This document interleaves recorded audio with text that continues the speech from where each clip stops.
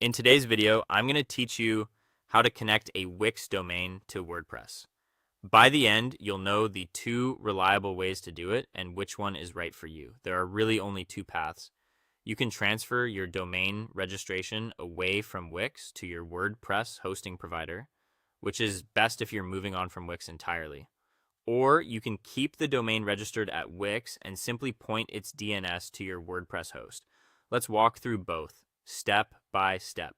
If you want to transfer the domain, start in your Wix account. Open the domains area, select your domain, and confirm it has been registered for at least 60 days. That's an industry rule. Domains newer than that can't be transferred. Make sure the domain is unlocked. Then choose Transfer Away from Wix and request the authorization, also called the EPP code, to be sent to your email. Keep that code handy. Next, go to your WordPress hosting provider's dashboard. Look for a domains or transfer domain option, then enter your domain name. When prompted, paste in the authorization code you received from Wix. You'll likely pay a small transfer fee, which usually extends your registration by a year. From there, the transfer process can take about 5 to 7 days. During this window, you may see status emails. Just keep an eye on your inbox and don't make other changes to the domain.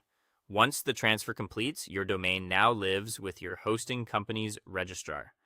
In your WordPress dashboard, go to Settings, then General, and set both the WordPress address and site address to your new domain using the full HTTPS URL. DNS typically points to your host automatically after a transfer, but if something looks off, your host's support can confirm the records. If you'd rather keep the domain at Wix and just point it to WordPress, first grab your hosting details. Either the name servers like NS1 and NS2 from your host, or the A record IP and the CNAME target for www. Back in Wix, open your domain's DNS management. If you're using name servers, switch to custom name servers and enter the ones provided by your host. If you're using records, set the A record for the root, often shown as @ to your host's IP, and set the CNAME for www to the target your host specifies. After saving, give DNS up to 24 to 48 hours to propagate. Then visit your domain and confirm your WordPress site loads.